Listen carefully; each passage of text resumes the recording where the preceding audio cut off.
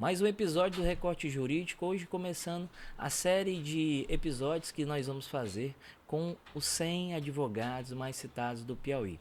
E no estúdio do Recorte, a gente tem a honra de receber a doutora Thaisa Cavalcante, advogada tributarista com origem no Maranhão e eu vou dizer assim, empreendedora jurídica, correto, Thaisa?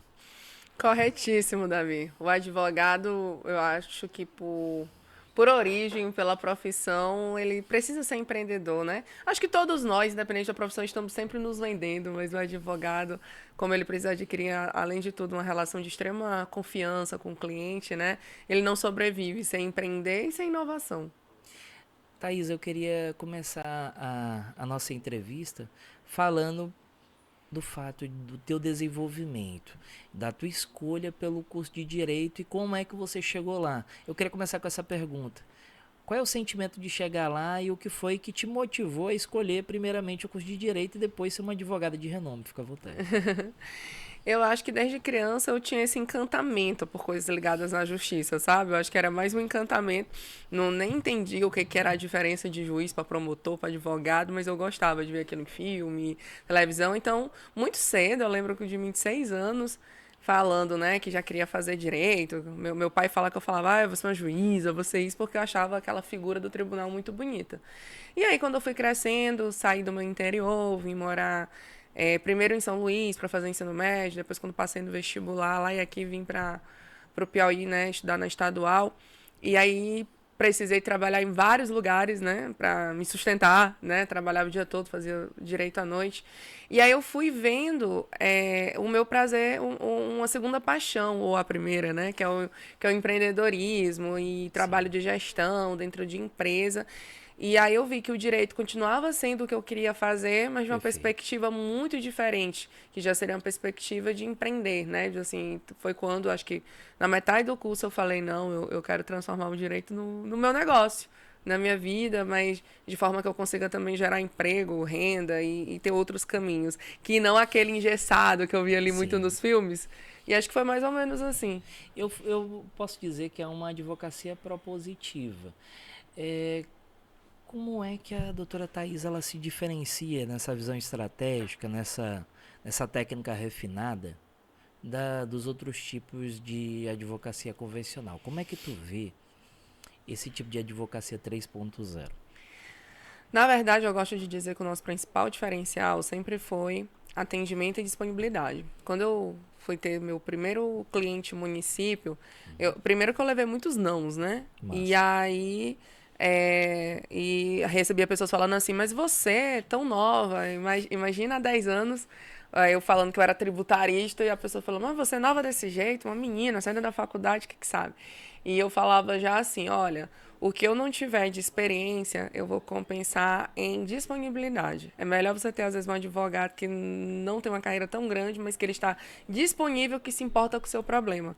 Então, na verdade, tudo isso que a gente vem implantando no escritório, de processos, de sistemas, de tecnologia, de startups, de várias Sim, questões que a gente vem sim. implantando para facilitar a solução do cliente, ele nasce do lugar onde eu me importo. Quando eu tenho um cliente, eu não tenho só mais um cliente, ou só mais uma peça, ou só mais uma ação, ou só mais uma prefeitura para atender. Eu realmente me importo em dar resultado. Massa, tem um ensinamento aí que eu até anotei aqui. O que eu não tiver de experiência, eu vou compensar com disponibilidade. Sim. Massa, vou guardar essa frase aqui no nosso ensinamento de podcast. Como é que o direito tributário, Thaís, ele pode ser utilizado como um agente transformador na sociedade? Que ele parece ser um direito assim, ele é mais distante, Sim. muito de número, frio. Como é que ele pode ser um agente transformador? Um dos institutos mais bonitos do direito tributário é o que a gente chama de extrafiscalidade tributária, que é quando, por meio de uma política pública fiscal, a gente deseja incutir na sociedade um comportamento. Entendi. Então, tudo nasce, quando você vê o ciclo de políticas públicas, onde é que ele nasce? No desejo, na agenda, no orçamento.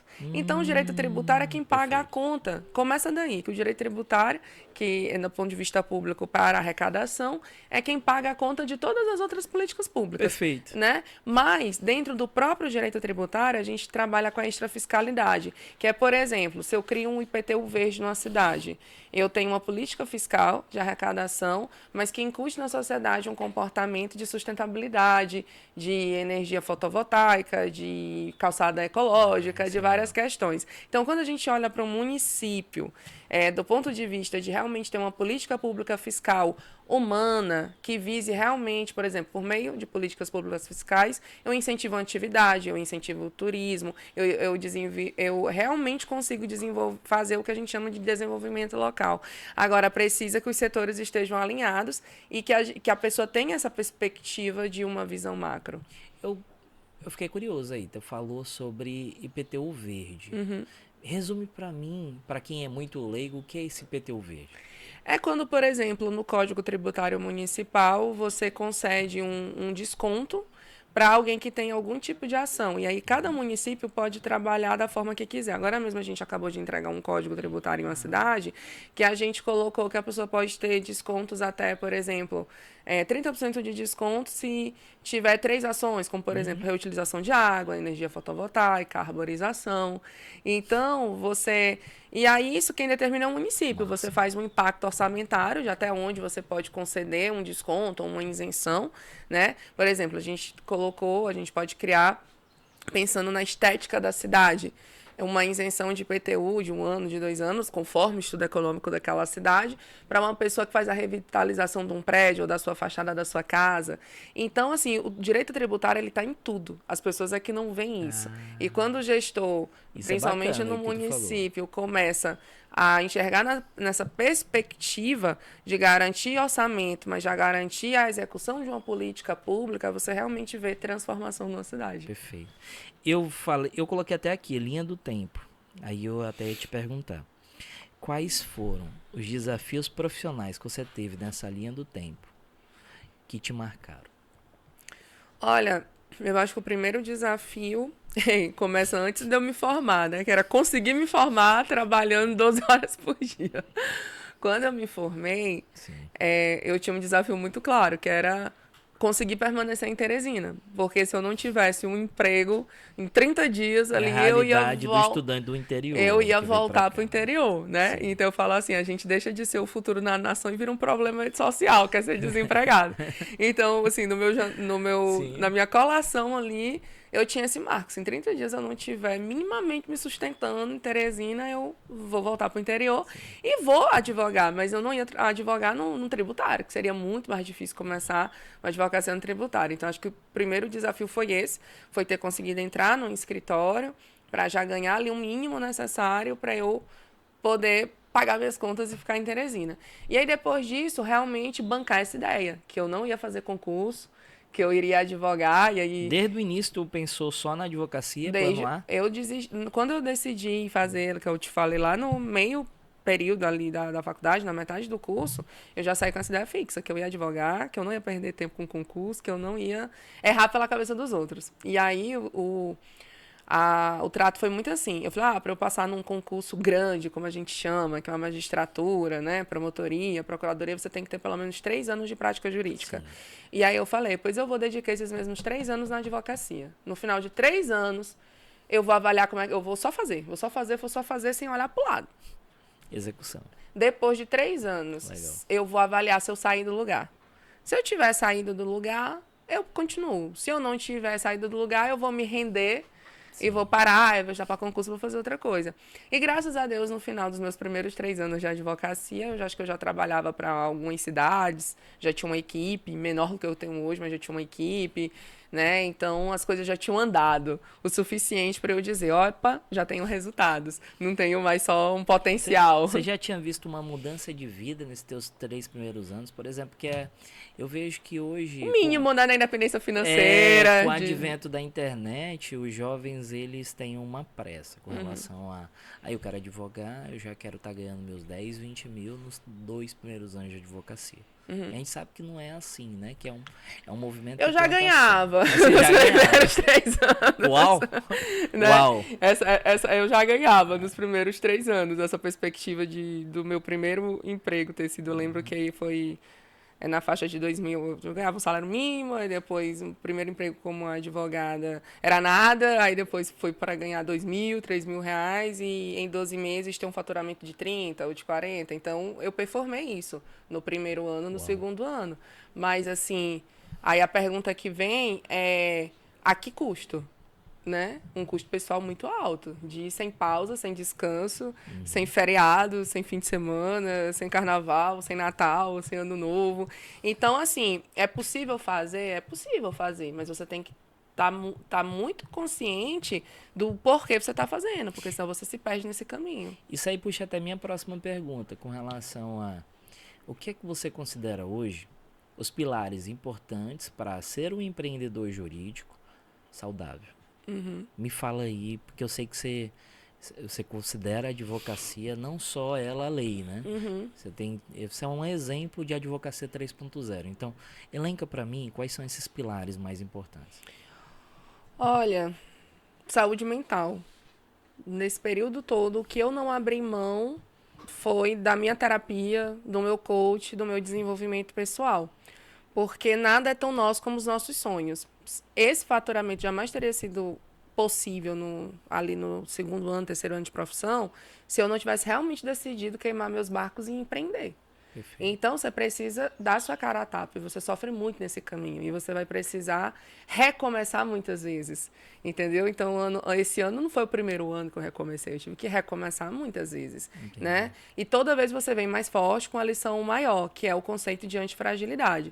Então, primeiro, se a sua cabeça não estiver muito boa, e se você não tiver muita certeza do caminho que você está traçando, inevitavelmente você vai se perder e você vai sucumbir às adversidades, aos nãos e tudo.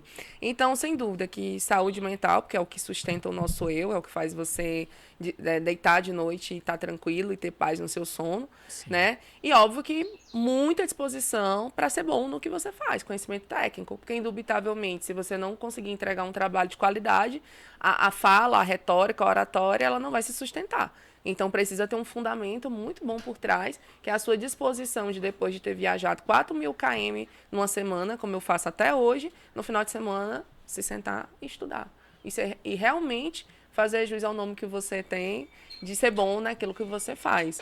Então, eu colocaria saúde mental, essa parte técnica, e realmente amor pelas pessoas e pelos processos, sabe? Amor pelo teu cliente, se importar com o cliente, se importar com quem trabalha com você, ser honesto e tal. E aí são os princípios que a gente traz, no meu caso, que eu trouxe de casa e que você não pode negociar eles na caminhada, porque oportunidade a gente tem muito de negociar princípios na caminhada. E aí você não, eu vou ser fiel aqui aos meus princípios. Mas eu tenho uma frase lá no escritório que até o pessoal me deu... Fala pra mim aí, que eu vou anotar aqui. Num quadro, que é do início ao fim, a sua jornada só precisa fazer sentido para você. Então, durante a nossa jornada, ela vai parar de fazer sentido para muita gente. Pessoas que caminharam, eu tenho pessoas que caminharam comigo no escritório 3 anos, 4 anos, 5 anos e que saíram ano passado, que saíram esse ano, que vão sair ano que vem. Sim. Faz parte. Então, a tua jornada, ela vai parar de fazer sentido para outras pessoas. Ela não pode parar de fazer sentido para você, porque é você que vai caminhar nela, é você que acorda todo dia com você mesmo, sabe? Tem um negócio que eu achei legal que você falou aí, que realmente eu vou levar para a vida, eu quero que você até aprofunde mais um pouco. Antifragilidade. Fala um pouquinho desse conceito aí de antifragilidade resumido. É tudo que deveria te tornar vulnerável, te tornar frágil, te tornar mais forte. Então, quando você aprende a ser antifrágil, é realmente você passar é a história de a gente ser forjado no fogo. É você passar por um momento de quebra, de queda, de constrangimento, de vergonha, de várias situações, e você realmente conseguir olhar para aquela situação e só sair dela mais forte, falando assim, foi nesse momento de problema, de dificuldade, que eu demonstrei que realmente eu sou líder, que eu demonstrei que eu realmente sou profissional, que eu demonstrei que realmente eu tenho capacidade, que mora bem longe um do outro, alguém com a mesma capacidade de se reinventar, e a gente parar de ter vergonha de assumir que a gente é bom. Entendeu? A gente passa a reconhecer os outros, mas principalmente a reconhecer a gente mesmo. Perfeito. Né? Porque você passa tanto tempo sendo invalidado por tanta gente, que às vezes acaba acreditando naquilo, né? E acho que esse conceito de antifragilidade tudo que acontece, eu falo, Isso aí é 10% foi o que aconteceu, 90% é como eu reajo a isso e pegar aquilo e te tornar mais forte e pronto. 2 perguntas. A primeira, eu percebo que você tem uma atuação extremamente técnica e de destaque nos municípios. O que é que você considera hoje o maior diferencial do Thaisa Cavalcante Advogados Associados com relação à assessoria para municípios em todas as áreas? Fica à vontade. Resultado. Eu acho que faz muito tempo que eu parei de ver a advocacia como uma atividade meio. Eu realmente falo muito dos resultados que a nossa assessoria ela consegue trazer. Então, lá no meu escritório, todo mês, indubitavelmente, a gente vai fazer um relatório de resultados de atividade, de apuração, de arrecadação. Então, se eu trabalhei num lugar 30 dias e eu não consegui demonstrar que a minha atuação naqueles 30 dias serviu para algo e mudou algo, e resolveu um problema grande, eu não estou fazendo o meu trabalho. Então, o grande diferencial é porque as pessoas, alguém te cobra um negócio hoje, aí o cara esquece, aí não responde, aí não dá feedback, aí não liga, aí não vai lá, aí não resolve. E eu só tenho uma palavra, vai dar certo. E tem que dar certo. Né? Então, às vezes, a gente até é rígido nesse caminho, pode ser que cobre muita equipe nesse caminho, mas assim, cara, a pessoa está contando comigo, ela me contratou para isso aqui, pois eu vou entregar, né? E eu tenho esse compromisso, e às vezes custa um custo pessoal muito alto para entregar, mas a gente entrega. Né? Então, eu acho que esse é o grande diferencial, porque eu realmente me importo com os resultados. Eu sei que agora você está levando à frente esse teu conhecimento. Fala um pouquinho do teu curso. Como é que está sendo a elaboração desse filho que está saindo do forno aí? Fica à vontade. Pronto. A gente já tem um primeiro filho que saiu da forno, que já está disponível, né, para compra, que é o curso de Gestão Jurídica Inteligente, que faz parte da nossa perspectiva agora de atuar no segmento empresarial. Perfeito. Porque eu atuo em municípios em 3 áreas, né, que é tributário, ambiental e urbanístico, mas dentro do direito tributário, que é o nosso carro-chefe, o que a gente mais fez nos últimos anos foi auditar empresas.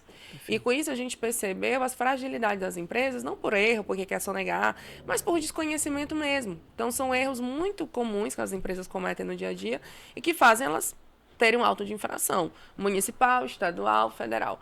E aí, essa expertise de quem está do outro lado, né, nos credencia a ajudar alguns empresários a não cometerem erros simples. E a gente já faz isso de outra forma, que é com assessoria Sim. contínua a empresas, planejamento tributário, atuação no contencioso. E agora eu falei, mas vamos trabalhar mais ainda no preventivo? E aí eu encapsulei Perfeito. Esse conhecimento num curso e a gente já saiu nosso primeiro infoproduto, está disponível na nossa bio no Instagram. E ano que vem vai ter, com certeza, muito mais curso, muito mais conteúdo. A bio, para quem está nos assistindo, qual é a bio que eu consigo observar esse curso? @thaisacavalcante.adv. Thaisa, para finalizar, eu queria que você deixasse para aqueles ouvintes que estão se espelhando na tua... Não pense que não, mas o seu exemplo ele vai mover muitas e muitas pessoas. Queria que você deixasse uma mensagem e também uma dica de leitura. Olha, eu acho que é bem a minha frase que eu já falei, né? Que do início ao fim a jornada só tem que fazer sentido para você. Então, assim, resolva não errar com a cabeça dos outros. Pessoas te dando sugestão e conselho, faz isso, faz aquilo. Eu acho que é importante a gente se aconselhar com pessoas certas, obviamente. Sim, mas, no fim das contas, a decisão é sua. Então, não terceirize. Eu odeio quem justifica, odeio quem terceiriza culpa, entendeu? Eu acho que a gente tem que ser muito reto, primeiramente, com o que a gente quer e com o que a gente acredita. Perfeito. Então, para mim, o conselho fez sentido para você, é o que você quer. Quando você olha na perspectiva de 10 anos, porque há 10 anos atrás eu me vi aqui, dando entrevista, fazendo um podcast, coordenando uma equipe grande, Sim. vendo... cidades que foram transformadas com o nosso trabalho, Perfeito. Vendo empresas que tiveram altas economias com o nosso trabalho. Então, há 10 anos eu realmente via tudo isso acontecendo. O desafio é agora planejar os próximos 10 anos, né? Então, se você se vê nisso, pois vá sem medo e vá com medo mesmo. Né? Porque muitas Perfeito. Vezes dá medo, a gente não tem... na Bíblia fala, né, que a fé é o firme fundamento das coisas que a gente não vê e a certeza que se espera. Exato. Então, às vezes, tudo que a gente precisa é realmente de um passo de fé e de um ato de coragem. E dica de leitura, nossa, Tem vários, mas um livro que foi determinante na minha vida foi A Coragem de Ser Imperfeito, da Brené Brown. Para mim é um livro que faz ela tem dois livros que eu gosto muito, que é A Imperfeito. Coragem de Ser Imperfeito e A Coragem de Liderar. Né? Inclusive, na Coragem de Liderar, a frase embaixo é assim: conversas difíceis, corações leves. Toda vez que eu fui capaz, né, de ser vulnerável e de ter as conversas e tomar as decisões difíceis, eu percebi saltos e resultados. Né? Mas isso passa pela nossa humanidade. A gente não querer mascarar erros, poder realmente assumir, se errei, pede desculpa, vai, refaz e volta, mantém a autenticidade, mantém a coerência, né? E acho que é isso. São dois livros que me marcaram muito, vários, mas esses eu destaco que foi uma grande transformação pessoal que sustenta muito do que a Thaís é hoje. Agradecer por você ter vindo ao programa do Recorte Jurídico e te falar que hoje a gente aprendeu demais com você e já te convidar para um próximo episódio, tá bom? E conhecer histórias como a sua é o que faz o Recorte continuar e se expandir por todo o Nordeste. É saber que daquele lado da outra ponta tem pessoas que são carreiras, que são histórias que inspiram e realmente nos move, tá bom? Eu que agradeço e dizer que eu estou à disposição sempre. É sempre um prazer poder falar de direito, de empreendedorismo e de sucesso. Que a história, que a nossa história, que a história das pessoas que nos assistam sejam sempre pautado por coerência e sucesso. Obrigada. Para você que ficou até aí, curte, comente, compartilha esse episódio e também para aquela pessoa que você acha que é extremamente importante esse conteúdo, encaminha para ela e dá um hype aí, tá bom? Até o próximo episódio. Tchau, tchau.